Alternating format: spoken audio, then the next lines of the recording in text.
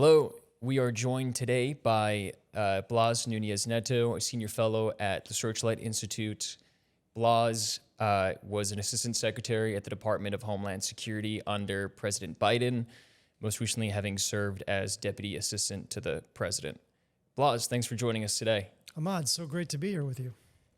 Well, it's good to be here with you too. I want to begin by asking you a little bit about your own personal experience to immigration. As someone who's an immigrant themselves and who has been privy to the relationship that immigrants have had to our political system from your childhood, what was your immigration experience like coming to the United States?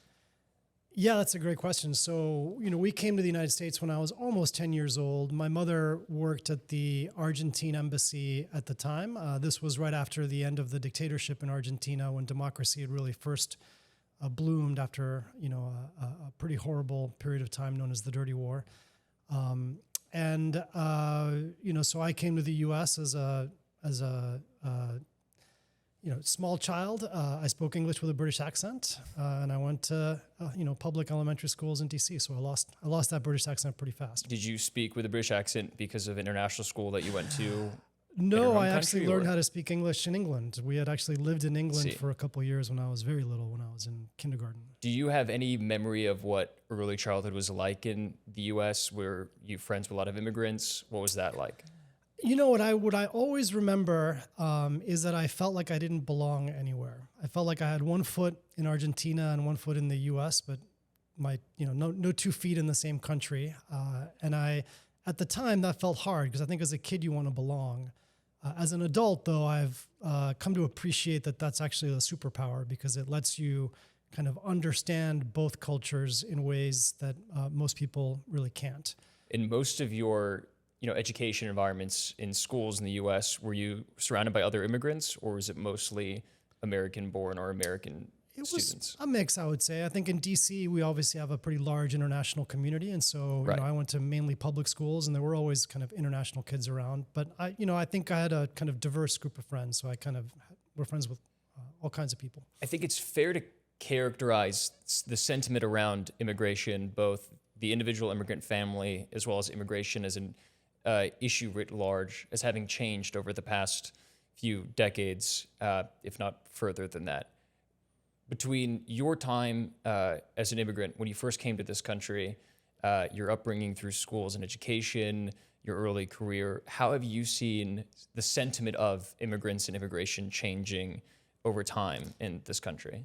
Yeah, I think it has obviously evolved quite a bit. I will say, maybe I'll fast forward and say that on my 50th birthday, I had the great honor to oversee a naturalization ceremony, at Mount Vernon. And it was, my birthday is the 4th of July. So it was the 4th of July on my 50th birthday, swearing in a new class of U.S. citizens. And it really made me appreciate, how lucky I have been. And what I told that class of new citizens is something I really believe, which is, America has always been a land of immigrants and a land of opportunity. And there's really, at the time, I was working at the White House in a very senior role, having been born in Argentina, learned English in the UK, and moved to the States when I was a kid. There aren't many countries in the world where you can achieve that, where you can, have the kinds of roles I've had, and be a trusted member of the society. And so that is this country's superpower, and that is something that I think we need to fight to hold on to. Right now, we have seen, I think, over the last 40 years, a big shift in how the public views immigration, but that's not new, right? This country has always had waves of immigration, really from its founding, and those waves have always led to moments where people question, the new arrivals, right? And I think we're in one of those moments clearly today, but immigrants are really the backbone of this country. Unless you're a Native American, we're all immigrants in this country, and I think that's something that will never change. It sounds like what you're describing is that, family by family, and if you were to take a look at communities by communities too, there's this sense that immigration is part of the American ethos, especially when it comes to industrialization and the past 150, if not 250 years. Of course, it's the great anniversary of the country's founding. Yeah. What do you think is different about this sort of cyclical moment in terms of immigration politics that could be separate to, let's say, the sentiment that people had facing East Asian immigrants in the American West or Irish immigrants in the Northeast? Well, I think a few thoughts. I mean, I think it's clear that we've become more polarized on these issues over the last, say, 20 years. I mean, when I started working on these issues, as a researcher at the Congressional Research Service, it was when President George W. Bush had his first push for an immigration bill. And what I really enjoyed about working on these issues back then was the way it kind of split both parties in half. How so?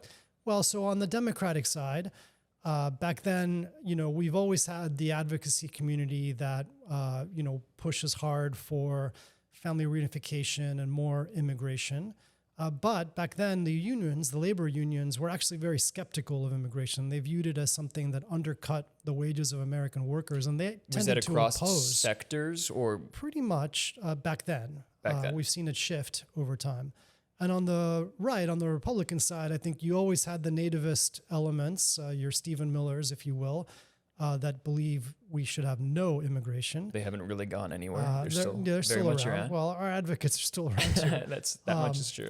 But, I think on the right, you also had the Chamber of Commerce and other kind of pro-business Republicans that really viewed immigration as critical for bringing in skills that we needed in our workforce and for growing companies and for growing the economy, right? And so back then, when George Bush had his effort, you saw Democrats vote for and against it, and you saw Republicans vote for and against it, right? Now, we have lost that over the last 30 years, I would say. Right. But also at the same time, I can't help but think that maybe that polarization on immigration specifically has to do more with polarization about many different issues. I mean, there are different circumstances because mass immigration and waves of illegal border crossings are certain to make people wary of immigration. Conservatives and the media will point at that as a large issue because it is on the tops of the minds of many people, both in border communities and across the country. But this seems a little bit different than just traditional polarization. At the same time, I think it's important to recognize where some of these trends could have started.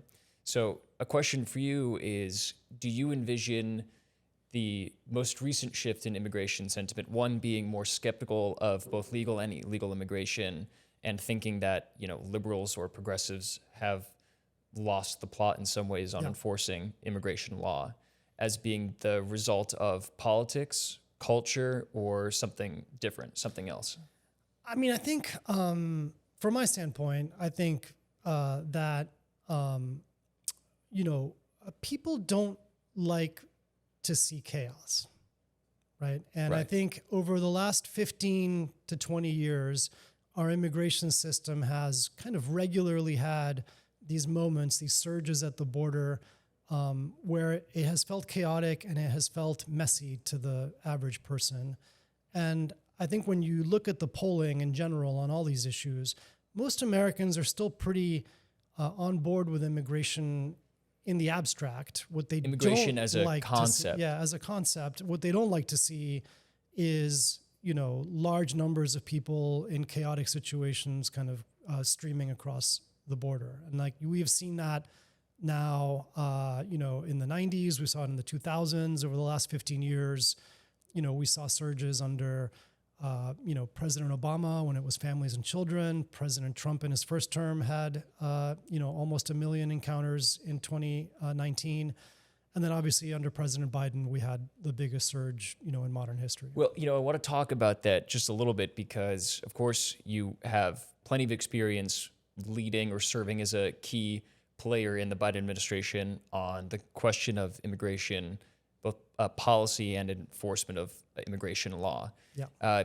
I can't help but remember that it wasn't too long ago where the Washington Post characterized your time in the Biden administration by saying that you were the quiet technocrat who steered Biden's efforts to tighten the border. I want to ask you a little bit about that experience, serving in the administration, rising through the ranks, advising the Biden White House on what was a key bipartisan deal in the Senate. What was it like having those hats in the administration and sort of watching as all these other partners in the federal government were trying to address this quote unquote crisis, as some would have described it? Sure. I would start by saying probably it was frustrating. Right. I always try to think about why things are happening, right? And I think when it comes to the border, obviously it's a very polarized and politicized issue. But it has been clear now for some time why we see these surges in immigration at the border, right? And are we talking specifically about this most recent surge during the Biden they're all administration? related, right? And so to understand what happened in Biden, I think you just have to take a step back and know that our immigration system, has been broken now for many years. It has not been updated in decades. And it has terms created of getting legal new pathways to citizenship, legislation, right? Whether it's more legal pathways for people to come here the right way, but also closing off the back doors, which we'll get to a little later in our report, that allow people to come and basically stay here for many years. Parts of the legal apparatus of immigration that can be exploited or used to stay in the U.S. longer. One of the key drivers of these, again, surges in illegal immigration that we've seen under presidents of both parties, going back now 15 to 20 years, has been the way that because we don't have enough legal pathways, because Congress hasn't updated them, again, since the 80s and 90s, people come illegally and they exploit our asylum system in order to stay here and work. And this happens while they're going through the process. And this has been happening for quite some time now. This has been happening for many years, but it reached a crescendo, if you will, during the Biden administration. And the reason for that, if I may, is, we saw, again, in 2019, President Trump in office, he had a lot of kind of strong rhetoric at the time that was anti-immigrant. But in his first administration, they were actually still largely following the rules, the laws that are as they're written on the books. And that meant that migrants figured out after the first couple of years that they could still basically get into the asylum process and stay while they were going through that process for years. And so you saw very few encounters when Trump was president in 2017, an increase in 2018, and a pretty big surge in 2019. Now, they did a few things, right, that helped address the surge. But, and it's a big but, they also had a global pandemic hit that shut down the movement of people all over the world, right? So yeah, I mean, this was my first thought when we discussed that. We had a year of basically people not being able to move anywhere, right, legally or illegally, because of the way countries all over the world shut down their borders. When Biden took office was right when we were starting to reopen those borders and those travel routes. And I think it's clear that everybody, at least in the Biden administration, underestimated the just pent-up demand for migration that had happened over that year where no one had moved. Absolutely. Right? And so they, in the first days of the administration, made a bunch of decisions, announced a bunch of policies that, individually all made some sense, but taken together, they sent a pretty big signal to the region and to countries all over the hemisphere that the border was going to be open in a way that it hadn't been before. And so that's why we had an enormous surge in migration. Well, I have two questions to the points that you're raising right here. The first is, I'm curious to know, I mean, I think it was probably tough to be a head of state of any of these major countries in 2022 or just after COVID was starting to be less intensified, because immigration, I'm sure, was going to become a challenge for so many of them. I think there is a lot of discourse and debate over the immigration woes of a place like the United Kingdom for similar reasons. what about the U.S.'s experience in that wave of immigration of these illegal border crossings or these attempts to get to the United States feels markedly different than some of our other peers in the world that maybe have their own politics or tricky politics about immigration? Yeah. So what I what I like to joke about with my European, or UK colleagues is that, they've had the similar surges in asylum seekers that have at times in 2016, for example, really overwhelmed many of their countries.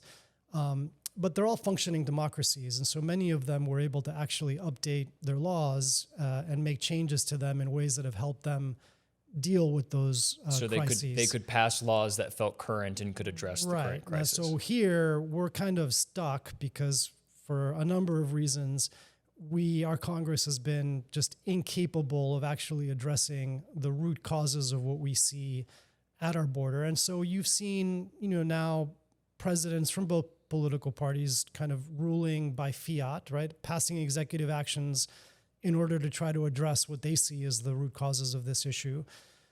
The problem with that, obviously, is that that brings the courts into the conversation. And, we, for example, in the Biden administration, when we would do things, we would regularly get sued by the state of Texas, among others, but also by the ACLU. And sometimes on the same action that we took, right? So the courts have now become kind of the de facto policymakers when it comes to immigration because they are the ones that are ruling on these executive actions. And that's not great for the country. That's not great for our democracy. And it's, I don't think, great, for the immigrants either. So a lot of the times when the Biden administration was hoping to address some outstanding problem in our immigration system, a problem which Congress would have refused to solve on its own through legislation.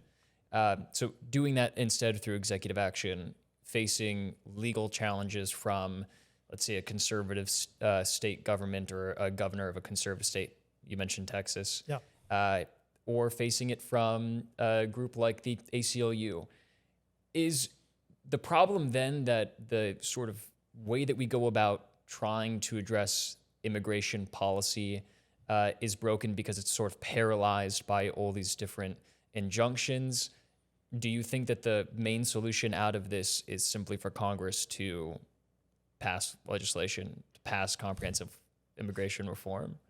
Yes. In a nutshell, yes. And I am curious your thoughts on why we haven't yet. At a very high level, you mentioned these European partners in places where functioning democracies can pass the laws that they need to update immigration code or fix their enforcement.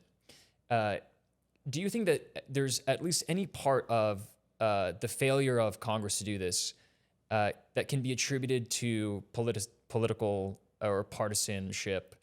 The fact that it could very well be that maybe conservatives actually benefit off of that chaos at the border, that they actually are less interested in coming up with a practical solution to institute a more fixable or feasible immigration system because the chaos itself is a boon to them politically. Do you think that it's a fair assessment of where we might be in Congress specifically? I mean, absolutely, but it's not just the conservatives, right? I think on the left we also have an advocacy community that has regularly advocated for things that are just unworkable and that have contributed to the chaos that we've seen, or the crises, I should say, that we've seen on the border, again, under presidents of both parties. So I think what you have are extremes on the left and the right that have captured the conversation and presented kind of dueling visions of, immigration and how to manage the border that neither, I would argue, is actually workable, right? And so you're seeing in the Biden administration, obviously we had, a crisis at the border. Now under the Trump administration, they seem to have solved the crisis at the border, but created a brand new crisis in our interior cities and our economy. You're saying that there was a crisis at the border under Biden, but now there's a crisis in the interior under Trump, in a way. 100%. Yeah, a self-inflicted one, right? I think we have always, in this country, we have a large number of people who've been here for decades, who are undocumented, but who have U.S. citizen spouses, children, jobs. They own businesses. They don't break the law otherwise.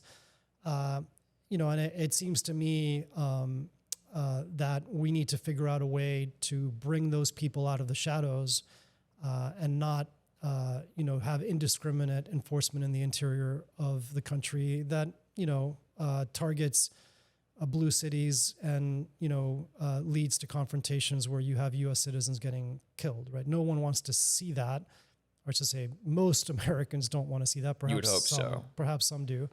But I don't think that's healthy for us as a country in general.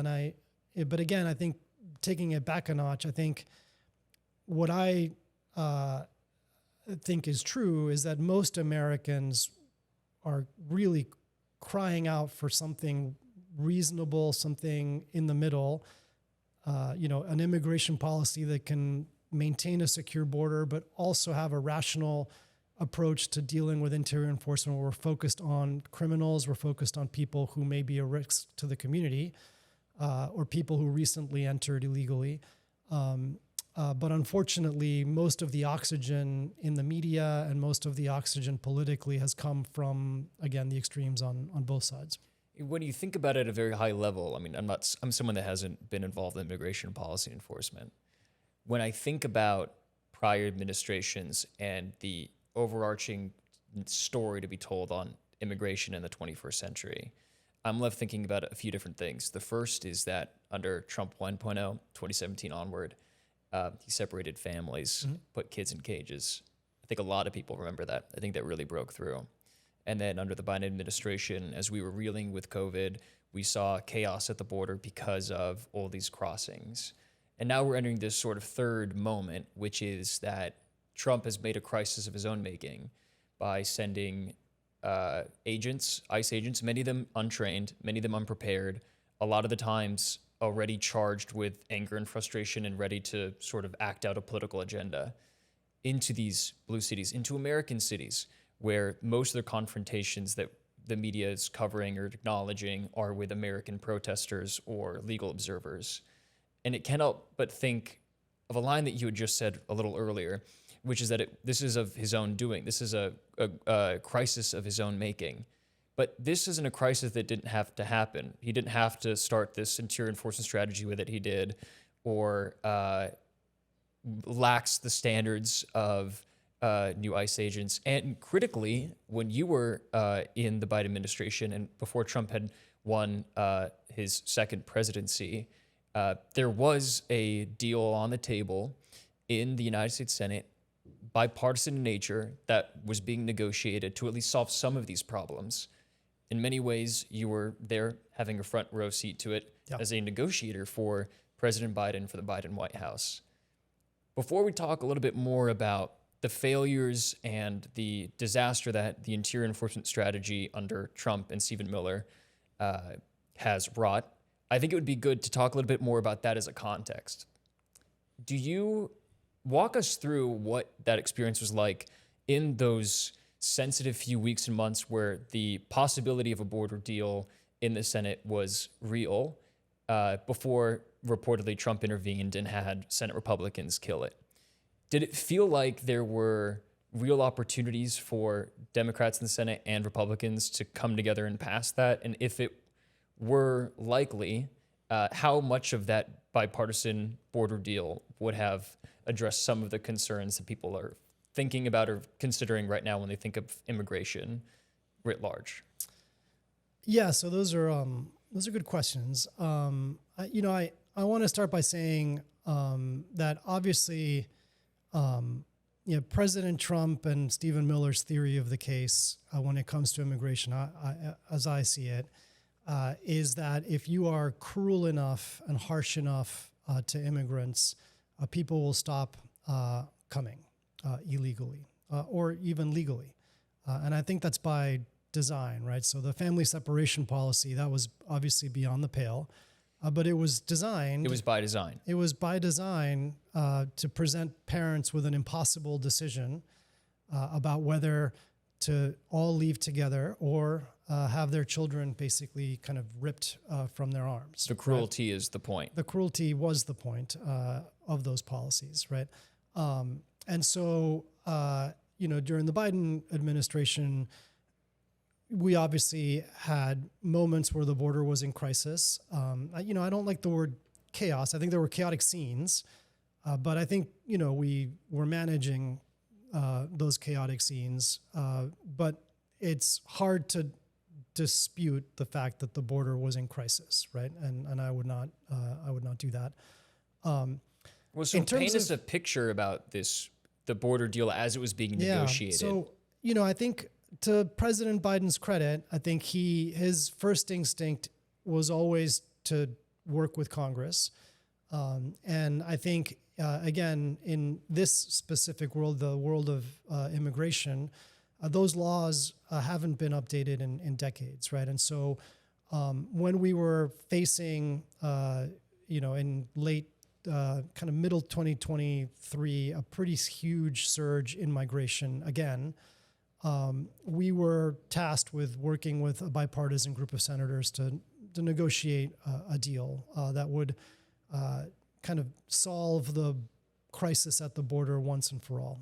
It was a hard negotiation. It was a difficult conversation. I think there's not a lot of trust in the room between the parties on this issue. But there was some momentum, I think, towards the end of 2023 where we felt, and I think the people in the room felt on both sides, that there was a potential path forward, in part because on this deal, I think in part because we were directly tackling the asylum system in ways that Democrats have historically never wanted to do, and something Republicans have wanted for a long time. And so I think there was a belief that this was something that would work, and that it was tough but fair, right? So tough that the Border Patrol Union, which has historically, not been a fan of Democrats, actually endorsed the agreement. Now, I think in retrospect, the negotiations dragged on too long, right? I think if we had had a deal in 2023 in the fall, maybe the story would have been different. But by the time there was a deal, it was already 2024, and the kind of national election was starting to kick off. And obviously, President Trump intervened at that point, because, again, and I can't stress this enough, he wanted to see the border in crisis, right? He did not want to actually. He wanted the deal to fail. He wanted the deal to fail. He didn't want a lasting solution here because it is in. I think, in the White House's view, that it's in their interest to have the border in crisis under Democrats. Did that negotiation drag on in part because there was some sort of stalemate on policy? I mean, I can imagine that was the case because Republicans and Democrats in the Senate have wildly different views on how to fix the immigration system. But were there any specific planks of it that just felt like a complete logjam for either party? I think it was, I think these issues are just really hard ones, right? Yeah. I mean, I think it is the devil's in the details, as they like to say. And when it comes to our immigration statutes, the details are kind of, really, really gnarly.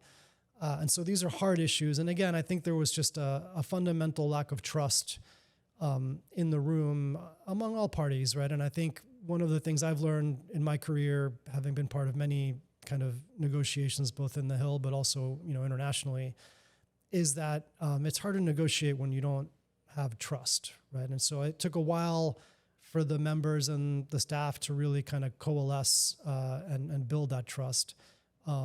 Again, understandable because these issues are hard and it was kind of a moment in crisis at the time.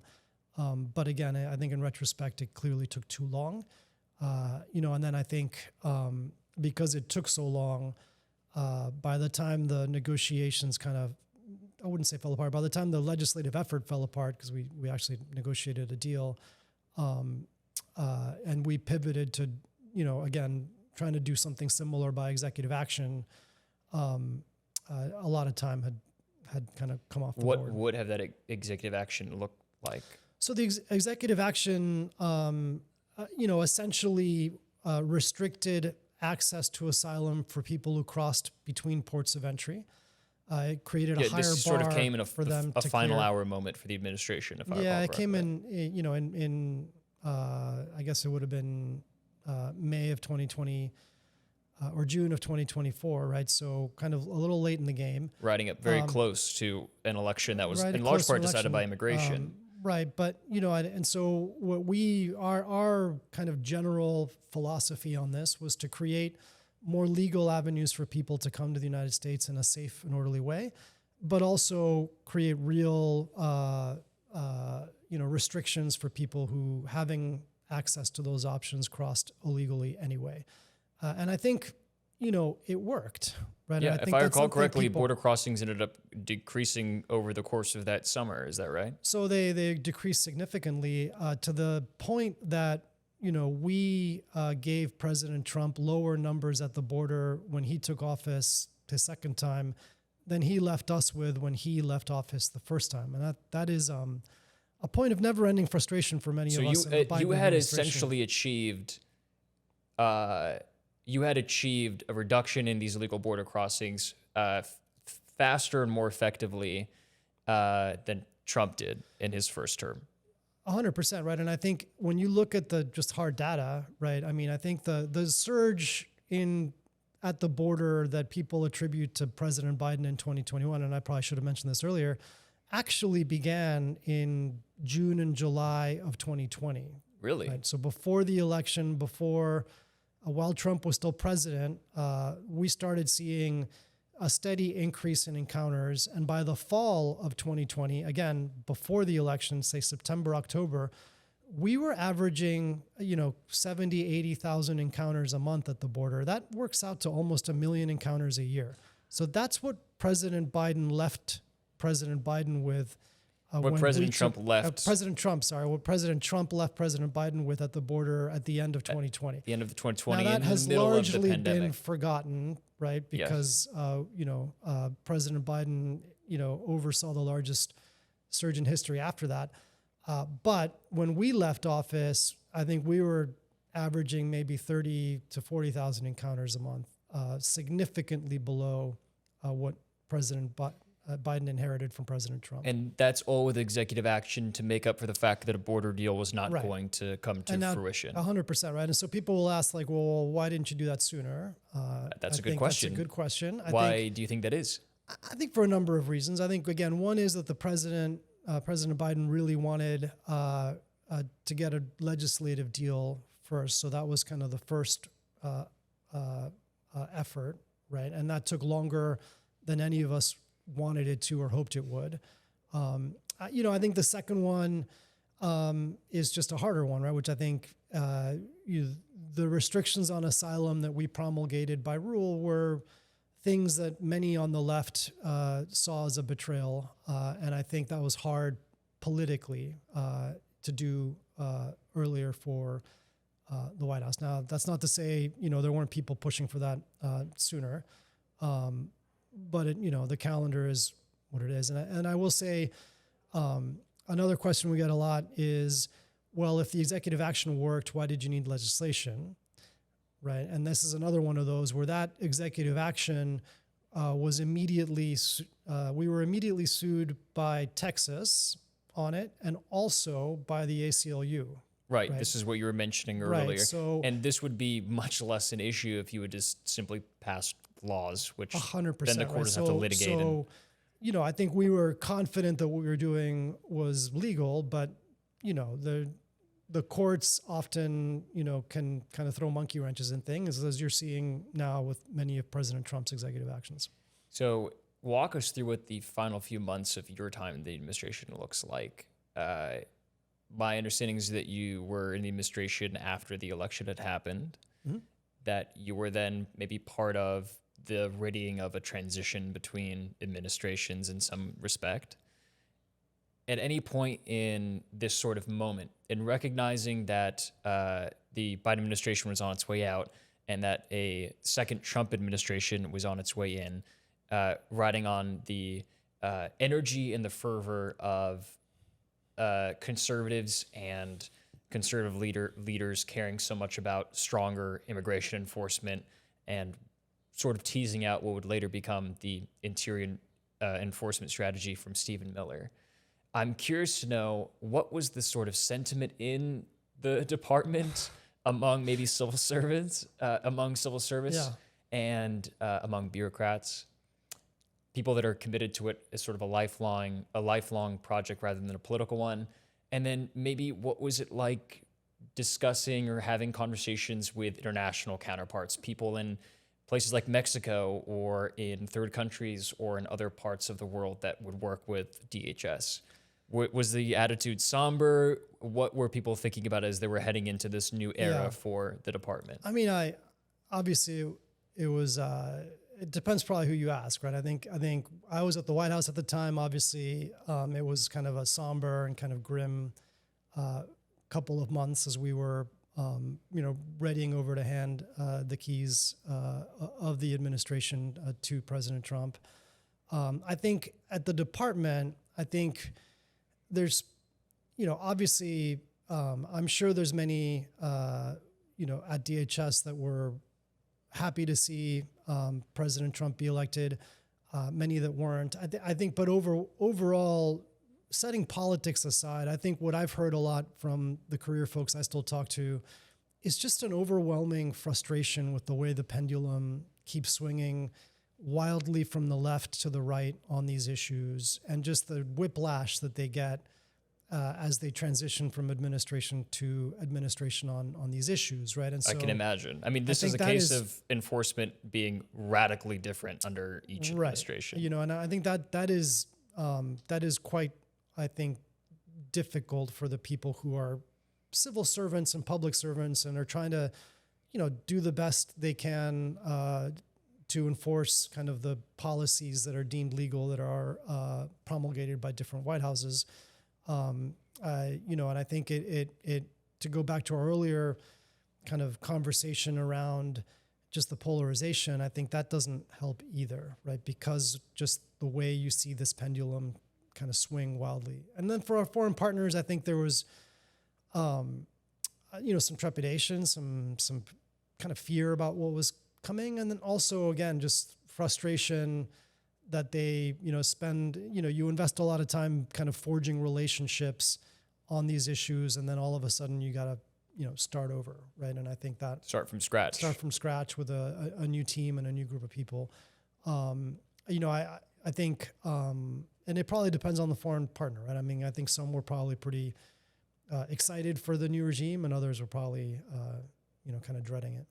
I'm sure there's a part of this where some people that work in federal immigration enforcement self-select into it because they do want to see immigration enforcement be strong and capable. And maybe that's part of the reason why the sort of Trump-era ICE recruitment strategy has been so successful. They have the means to throw bonuses on top of their hiring, to lax physical tests and requirements, to lift, I believe, the maximum age cap to join ICE. I'm sure that's part of it too, no? Because there are so many people that are in this apparatus that maybe have their own personal feelings about immigration. I don't think it would be very surprising to think that an ICE agent wants to be, tough on immigration in that way. I mean, for sure, I think there's, some self-selection that happens, in any administration with different parts of the government, right? Where like the people who are working in the National Park Service, at Yosemite are probably people that care deeply about the outdoors and the environment, compared to, maybe the folks that are kind of overseeing drilling somewhere else in the government. That said, I mean, I think what I've always been, in the 30 years I've been working on, or maybe not 30 is too much, overstating it, but the 20 some years I've been working on these issues, I've always been really impressed with the professionalism of the men and women on the front lines when you kind of actually go and meet them where they are and see what they're doing. I think that doesn't get, we tend to focus on the bad news stories for obvious reasons, but I will not forget, for example, during the Obama administration when we had the first surge in unaccompanied children, and there were all these unforgettable images of kind of kids in chain link enclosures, because that's the infrastructure the Border Patrol had at the time, that the agents, would come to work bringing stuffed animals that belonged to their kids to give them to the migrants. So they would at least have something, that looked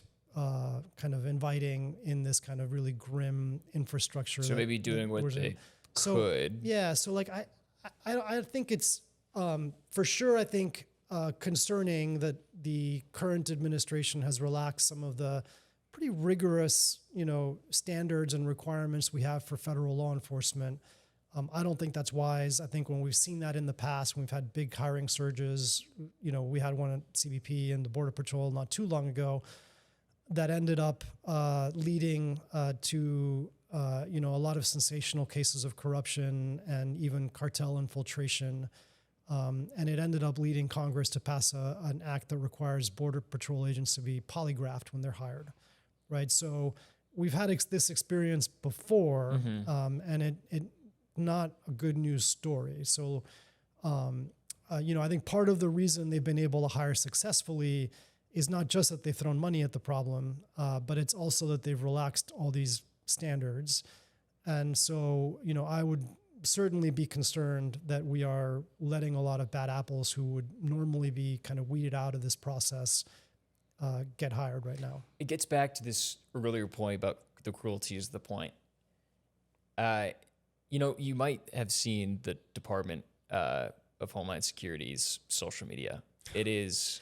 I think I've been on their social media at times. Well, there you go. It is insanity. They are using it to promote bizarre, far-right memes to make a joke out of immigration enforcement, and in many ways to stir up a really visceral, vile anti-immigrant sentiment online. And they do that at the same time as promoting their recruitment for ICE. So to this point about bad apples, it is, I think, fair to say that like any part of our very large federal government workforce, there are going to be people that aren't so good, that need to be held to account, that need to leave the workforce, or even more stringently have criminal charges for doing something criminally wrong. I think the challenge we face now is that in this second Trump administration, it's clear to many people that by relaxing these standards at ICE, by encouraging this culture online, the public presence of ICE looking the way that it does, sending ICE agents to American cities, in many ways, those agents end up terrorizing American citizens. Or maybe not terrorizing American citizens, but they are certainly engaging American protesters and legal observers on the ground. And like we were discussing earlier, it's led to the death of 2 Americans who were there in those cities. So it can't help but feel like this is the consequence of a system that is designed to bring in people that would not have been part of ICE if it were not for these lower standards, or were not going to be part of ICE if it were not for this sort of Trumpian attitude about immigration. And that brings me to this next point that I think we ought to discuss, and that is Searchlight's work on the path forward for immigration reform, but also the calls to resist this sort of slogan that's come out of the most recent deaths and engagements with ICE agents in these blue cities. Abolish ICE is a slogan that is meant to capture the not just the frustrations of people that live in these cities or of liberals who don't like to see what Trump's ICE is doing, but it's also meant to practically think about a world in which there isn't an ICE, to get rid of this agency, to remove it from American cities. And this is only a stronger call now than before because of this interior enforcement strategy that is left to citizens dead. I'm curious to know your thoughts on where Democrats or where liberals go from here on ICE specifically, whether or not there is some sort of middle ground among liberals, progressives, and people that are more interested in finding a sort of moral center on the issue. Is there some sort of, uniting force behind reforming Trump's ICE? Is there some way to do away with all the harm that Trump and Stephen Miller have caused? Well, I think there is. I will preface it by saying, it would be nice if the Department of Homeland Security spent as much time worrying about the threat from terrorism and other bad actors entering the country that it did on trolling its critics on Twitter, or X, I guess these days, because it certainly seems like they spend an inordinate amount of time, trying to own the libs on their social media pages, even as they're kind of redeploying criminal investigators who are working on, terrorism cases to go pick up grandmothers and construction workers in the interior. So I think that is an unfortunate policy decision that this administration has made that I hope doesn't bite all of us kind of in the backs later. In terms of ICE, I think that is a really obviously timely and important question.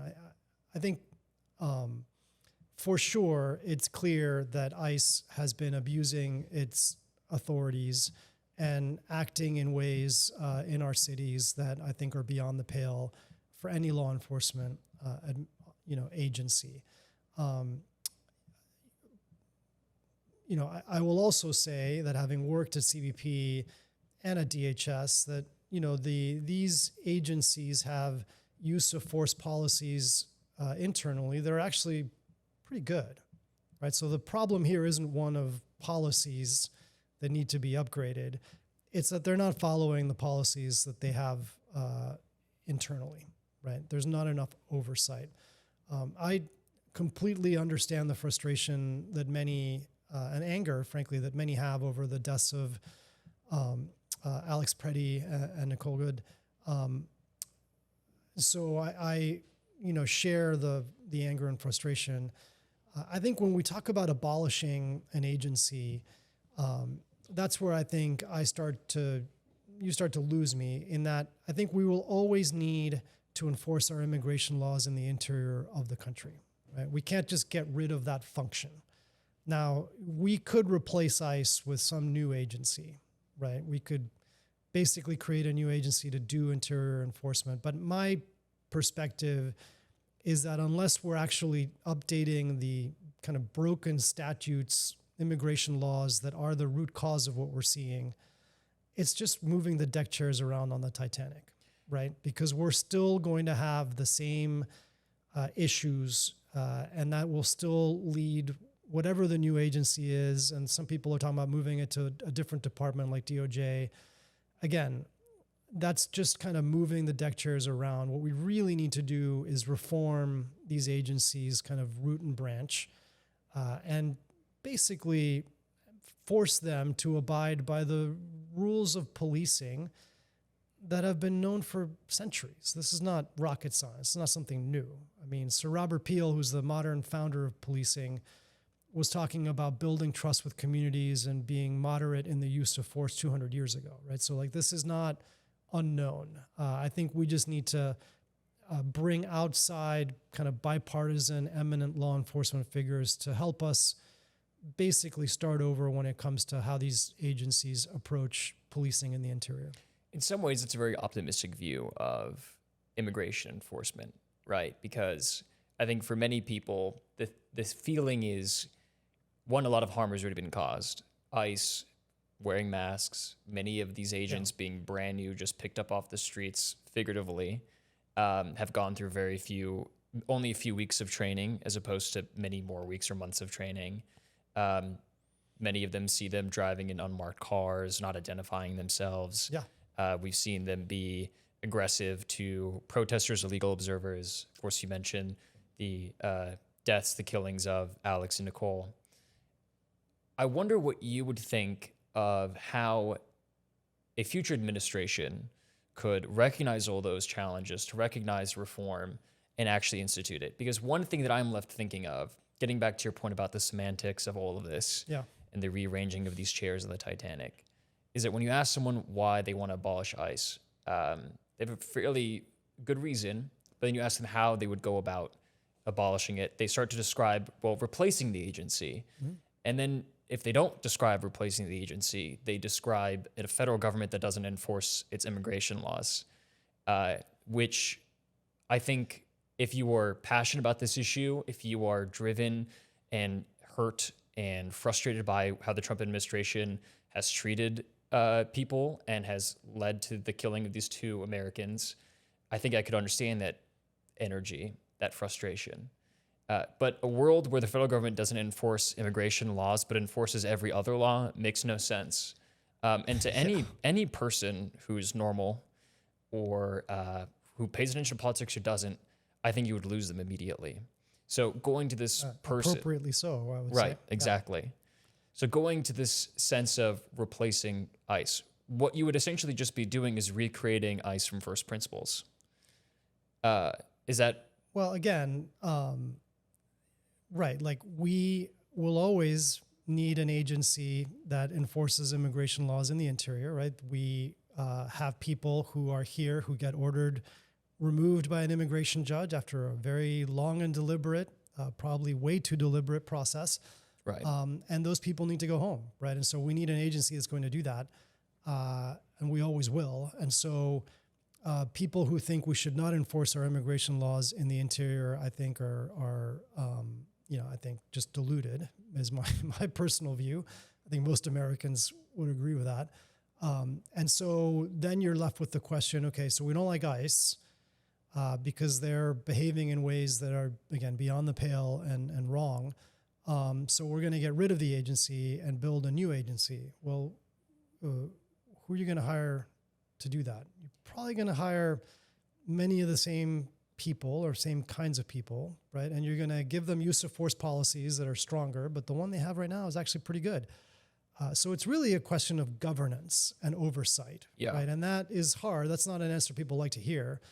But as long as the laws that we're enforcing in the interior are as dysfunctional and chaotic as they are, it doesn't matter what you do, whether it's a new agency, whether you take it out of DHS, you put it DOJ, you put it somewhere else, you're going to have all of the same problems still, right? And so I think from my standpoint, what we really need to do is, again, bring a bipartisan group of law enforcement professionals to review all of the oversight mechanisms in these agencies and their use of force policies and actual investigations quickly on a fast time track and make binding recommendations in terms of what we do. And I will say this worked before, and people forget this, but when Obama was president, the Border Patrol was going through its own version of a use of force crisis, nowhere near as crazy as what we're seeing today.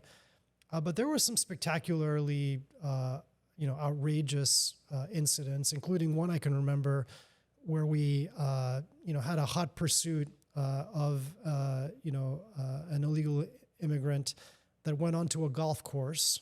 And when the immigrants left the car and started running, the agents kind of started shooting in the middle of the fairway, as people were running away, right? And so that is not good. Then Commissioner Kurlikowski brought in a group of law enforcement professionals to help reform how the Border Patrol uses force. And it was controversial, and it took years to do it. It took too long. But when you look at the data, it actually worked. Until this last Trump administration, we've seen a steady kind of decrease in these kind of outrageous uses of force by Border Patrol agents. And so I think there is a way to do this. It's just, difficult and going to require time. And I appreciate that may not match the urgency that many people have. I think that is the crux of this issue, because the truth is, whatever happens with the most maximalist approach to this question, you end up still with an agency or a set of agencies that are tasked with doing immigration enforcement, and then the chances of a future conservative or right-wing president directing those people to do exactly what Trump's ICE has done now is quite high without reforming it.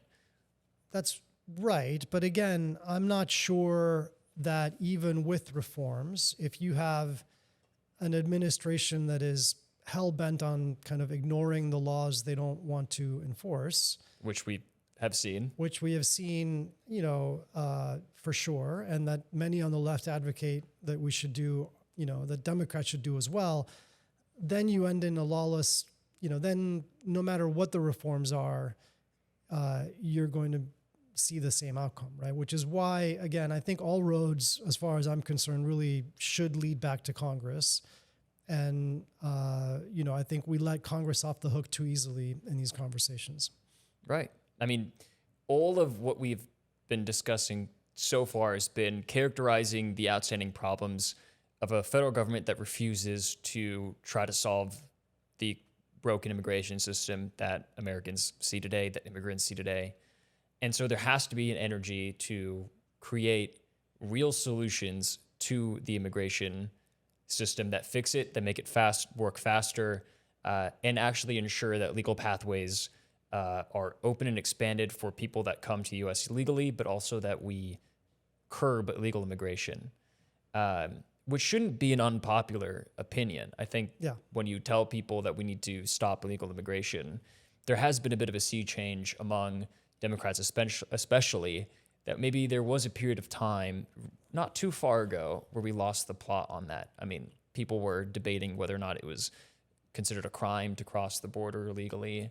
In many ways, 19 of our 20 presidential candidates in 2020 raised their hands about decriminalizing illegal border crossings. Right? 19 out of 20 said that they would decriminalize border crossings, which, if you were to think about now, is pretty ridiculous, because we're discussing. It was ridiculous back then too. Right, and even I think among the base, that was seen as beyond the pale or a bit uncanny in that room, in that debate stage.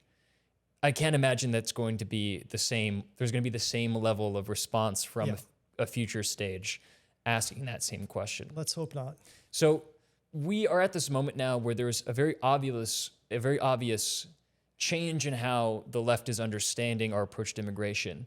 In many ways, if I were to be frank, it's starting to seem a little bit more like we're falling in line with how the left of many other countries across the West are in, in these developed countries are approaching the issue as well. I'm curious to know a little bit more about the plans that you could see future leadership take to fix the system. So at Searchlight, you are the lead author on our immigration agenda. It's called No More Backdoors. Yeah. The point of that agenda is to create a fulsome set of recommendations for future administration, for lawmakers in Congress, and for future leadership in general in this country to fix our immigration system. I wanted to, if it was all right with you, maybe just walk through each of these major planks to sort of explain to people what we mean by each of them and what we mean by recapturing the public's trust on immigration. So starting with number one, to secure the border and save asylum, restrict it. Yeah, so if I may go all technocrat on you. Go for it. That's what you're here for. Look, one thing I just believe from the kind of deepest core of my being is that we cannot solve problems if we don't understand what's causing them, right? And I think in the immigration space, I think both sides have not fundamentally understood how immigration works. But on the left, on the kind of liberal side, I think we have kind of willfully over the last 20 years ignored just the plain fact that our asylum system had become kind of a backdoor for people to come to the United States illegally and stay here and work legally while they're going through a long court process, right? And so because we don't have enough other legal pathways, and because this country, is a country people from all over the world want to come to for good reasons, our asylum system has become kind of the real draw, the real pull factor that draws people to come to the United States, right? And I would often ask people,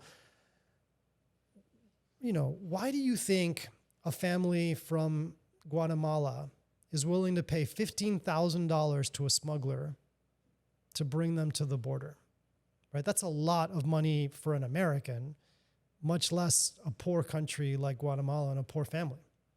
And the short answer is because they knew that they could come here and stay for at least 4 or 5 years while their kind of asylum case went through the courts, right? And while they're here, they can work. And so, okay, if you're going to be here for 5 years in the United States working, then all of a sudden that $15,000 is actually kind of a prudent investment, right? Compared to staying, in poverty in Guatemala.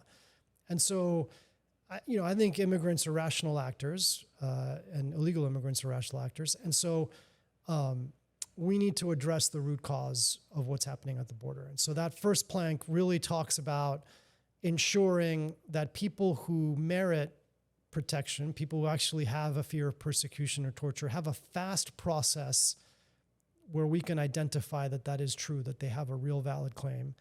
And the vast majority of people, keep in mind, only about 20% actually get asylum, even after this years-long process. So that other 80%, we need to identify the fact that they're not going to receive asylum in a matter of weeks and not years, right? And so that is how you can begin to rebuild trust and create a system that works, is by having a system where you provide people with an orderly way to claim asylum and have a very fast process to adjudicate that. And lastly, ensure that nobody gets released from custody at the border who isn't going to succeed in their asylum case. Build some walls, deploy technology too. What do you mean by that? So the wall debate I have characterized at times as the dumbest policy debate in Washington. Right? I don't think that's an unpopular opinion. So it's just a plain fact that we need walls in some parts of the border. There are parts of the border that are urban or suburban, where when someone crosses, if they succeed in crossing, they can disappear into communities quickly. Almost instantaneously. Almost instantaneously, in seconds to minutes, maybe minutes to an hour, fast enough that we need some way to slow them down, because walls don't actually stop people from crossing. They just slow them down. And that slowing them down helps us make an apprehension at the border. And so we definitely need walls in some parts of the border. We don't need a wall in the middle of the desert or in a mountain or in top. Sometimes a well-regarded, pristine piece of nature National that many park. people love and cherish. Right. So in parts of the border where it takes people many hours, sometimes days, to get to a town or a road, you don't need a wall. The wall is going to slow them down by a few minutes. But if it takes days to get somewhere, that you definitely don't need a wall, and you definitely don't need to paint that wall black, right? So, I think President Biden made an unfortunate mistake when he committed to never building border walls, because there are parts of the border where we need walls. President Trump wants to build a wall across the entire border. That's, bananas, and we should not do that. And so we do need to build walls. We also need to invest in technology, right? Because people evade capture at the border. We need to be able to know who's coming. I used to work for a U.S. Senator Carper, who used to love saying, you can't manage what you can't measure. And guess what? I've heard that phrase a lot from the Biden world and from the Senate as well. But believe it or not, and I think most people maybe wouldn't believe it, we actually don't know how many people cross the border illegally each year. The only statistic the government really produces is how many people we apprehend, right? How many people we grabbed. But guess what? People get away, right? And we don't even publish the apprehension numbers anymore. Well, or we've gone through periods where... The most transparent administration in history has not been very transparent when it comes to its immigration numbers. It would seem so. I think they gave up on that. A tangent, but we created an Office of Homeland Security Statistics and actually spun it off to be an independent statistical reporting agency. And so they would produce reports without political appointees like me getting in their way. And that was a bit controversial with many folks in the administration, but we did it because we felt strongly that people, should have facts about what's happening at the border that are not kind of manipulated by political appointees. Unfortunately, that office has not produced a new report since January of 2025, right? So it's been just gone out the window. It's just basically gone fallow over the last year. So anyway, we need to know how many people cross the border, and we can use technology to do that, and we should. Next plank. Yeah. No interior release for those waiting, even for families. What do you mean by that? Yeah, so this is what to do with families and children at the border is, in the world of immigration, which is already kind of a really difficult policy issue, like one of the hardest and most kind of heart-wrenching ones, right? But I think we are one of the few countries in the world that, at least during the Biden administration, didn't have a process to detain families encountered at the border while they go through a fast immigration process. And I think that's a mistake. All of our peer countries in Europe have ways that they do this that are humane and that aren't, don't create lasting psychological harm in the children. And we need to be able to do that too. Now, what Trump is doing today, I think, is, again, outrageous and wrong. In that, they are putting families they're encountering in the interior who've been here for years into detention centers and leaving them there for many, many months. I think that is beyond the pale. But, and it is a but, like when a family crosses the border illegally, we need somewhere to hold them for 2 or 3 weeks while they go through a very fast process, so that we're not just forced to release, all the families across the border into the interior into a years-long process, which again becomes a significant pull factor for other families. But that's also contingent on the system working so that you could adjudicate this 100%. process over 2 to 3 weeks. You need a very an all-of-government effort to make sure that we have a process in place that can achieve that. Which goes to this next plank: enforce immigration law firmly but fairly in the interior. Yeah, I think much like the border planks, I think my core kind of philosophy on these issues is that Americans want our immigration system to work. They want it to be fair, and they don't like seeing chaotic scenes or feeling like people are pulling one over on the system, right? And I think, this is a fun fact, and it's that the way our current system works, it can take years of an immigration court process once you're in the U.S., going through that process before you get to a final ruling. And then, so say you're ordered removed by an immigration judge, you have 30 days to appeal that ruling before the Board of Immigration Appeals. And then that process can take another 6 months to a year. And after that's over, you can appeal that ruling, if it's adverse, to a federal court. So we have kind of a never-ending due process in our immigration system today. And many on the left will hate, that sentiment, but it's just uncontrovertibly it goes nowhere. True. In many ways, it almost feels like that's part of the... Yeah. The other fun fact is that, if you are not removed within the first year of your entry into the United States, you're basically not getting removed, right? So even people who go through this years-long process and get ordered removed, by this point, they have made ties to their communities. They may have U.S. citizen kids. It is very difficult to effectuate a removal if the process takes that long. And so we need to focus our interior enforcement on people who present a threat to our communities, criminals, for sure, people who are violent or dangerous. Again, this is something Trump said he was going to do, but he has not, right? Because he's focused on indiscriminate enforcement. But we also need just a much more efficient process for removing people who are ordered removed by an immigration judge. Like when you are in the criminal court system, right? You shot someone and you get found guilty. You don't get to go home and hang out in your house for 30 days, while you think about appealing. You're taken into custody, right? We need our immigration system to work more like that. And there will always be exceptions, right? Like I'm thinking of families in particular, right? Where maybe you just put GPS monitors on some folks, including families. But for most people, once you're ordered removed by an immigration judge, you should be taken into custody. You can appeal from your custody. That appeals process should be much faster, right? But you should not basically go home at that point. Build a legal immigration system that fuels economic growth and prosperity. What does that look like to you? Well, I think what it doesn't look like is what we have today, which is a system that has arbitrary caps set by Congress 40 years ago that have, not moved really since then. It's clear that we need immigrant labor in our community. Immigrants are key contributors in some of the most kind of important industries in our countries, right? We also have immigrants who have founded many of the unicorns and biggest companies in the United States.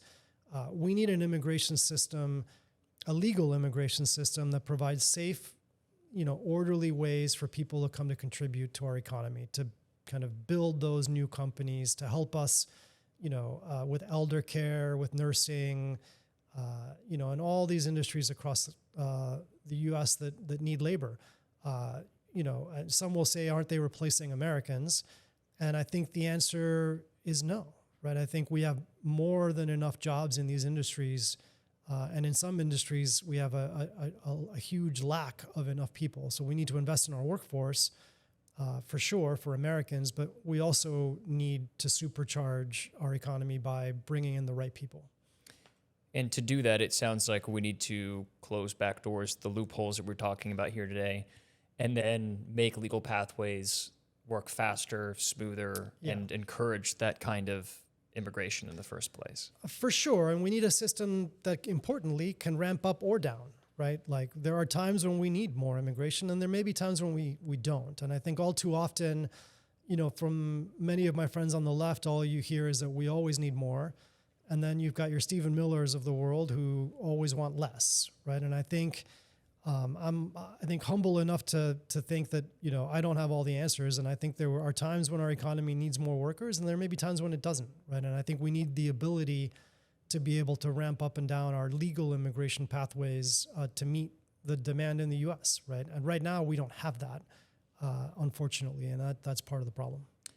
We've just spent all this time talking about the ways in which sentiment around immigration has changed over time, how the situations that led to the border crossings we saw under Biden produced this anti-immigration fervor that brought us Trump, and now this feeling of rolling back the extremes that come from the interior enforcement strategy from him and Stephen Miller. I think looking ahead now, considering the policy ideas that you've just laid out, do you see there being a path forward for immigration sentiment to return to the sort of feeling where people aren't skeptical of immigration, where we can, confidently say from our chest that we're a country of immigrants? I mean, you, of course, immigrated here as a child. I'm the son of an immigrant myself from Lebanon. Do you think that that's possible in the near future? I hope so. I will say we haven't talked about one important thing, which is, we have somewhere between 11 and 13 million people in the United States who are undocumented, who are here illegally. Notwithstanding, I think what President Trump and Stephen Miller believe, which is that we can deport all of those people, I think that's a fantasy. I don't think in many cases you'd want to anyway. So many of these people have been here for so long. In many cases, these are people that have, own businesses or contributing members of our communities. And, you see this in the polling. We haven't talked about polling much, but it's interesting where you see a lot of people who in the abstract kind of oppose, want to deport all illegal immigrants. When you ask kind of more nuanced questions, like, well, what about an illegal immigrant who's been here for 10 years, has a U.S. citizen kid, has a job and hasn't committed a crime? It's kind of remarkable how many of the people who initially say that they want to remove everyone say, no, those people are fine. Like they should be able to stay, right? And so I think that's a common sentiment in the U.S. Now on the left, we've I think often pushed for a pathway to citizenship for all undocumented people. That may be a bridge too far for some Americans, right? I think, but at a minimum, I think we need to provide legal certainty whether that's a pathway to citizenship or a path to legal certainty for the people who've been here for a long time, who are contributing members of our society who have not committed crimes. And that, I think, is one of the thorniest issues hanging over to your question, what comes next, right? And so I always been an optimist, believe it or not. My wife might disagree on these issues, in that I really do think Americans value immigration and immigrants, again, when it's personal, when it's kind of in the micro, not the macro. And I think what the excesses that we're seeing from the Trump administration has reminded a lot of Americans that immigrants are all over the country, that they're not just people, who cross the border chaotically during the Biden administration. They're people that own the business, they buy coffee from, that go to the same church that they do, that have kids in the same schools as they do. And I think that there is hopefully an appetite for doing right by those people. But I think it all starts from ensuring that we don't return to the crisis at the border again, right? And so I think that's where it all starts. I think once we prove that we can manage the border, I think Americans will have more trust in Democrats, frankly, to handle the interior of the country and what we do about the people who are here. So to recap, people don't want chaos. They don't want cruelty. Yeah. Maybe in the ether that is polling and the national political vibes, they want immigration enforcement to be strong, and they want to curb illegal immigration. And I'm sure that they believe that's separate of polling and the national mood.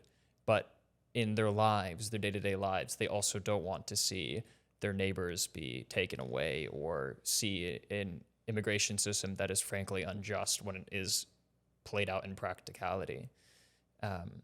Blas, thank you so much for joining us. Really appreciate it. Thanks. This has been fun. Really appreciate it. Good to have you. Likewise.